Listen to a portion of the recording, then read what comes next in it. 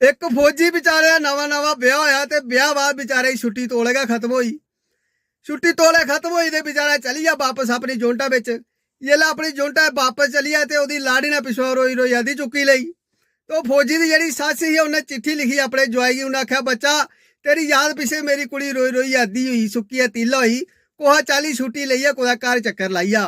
ते ओह फौजी ने चिट्ठी रिप्लाई लिखिया अपनी सस्सी। उन्हें आख्या मम्मी जी एल्लै मेरी ड्यूटी लगी दी है बार्डर पर एल्लै मिगी छुट्टी थ्होई नहीं सकदी ते कन्नै जेहड़ी छुट्टी मेरे कोल पैहले आई मी अग्गे अपने ब्याह च लेई चुके दा।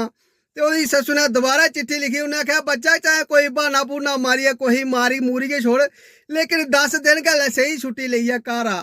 ते फौजी ने दोबारा चिट्ठी लिखी अपनी सस्सू गी। ओहदे बिच पाया एक बंब ते कन्नै लिखिया। उन्हें आख्या मम्मी जी एक चीज भेजा दई जे तुस एदी पिन खिच्ची लैगे हो ते होई सकदा 10 दिन छुट्टी थ्होई गै जा।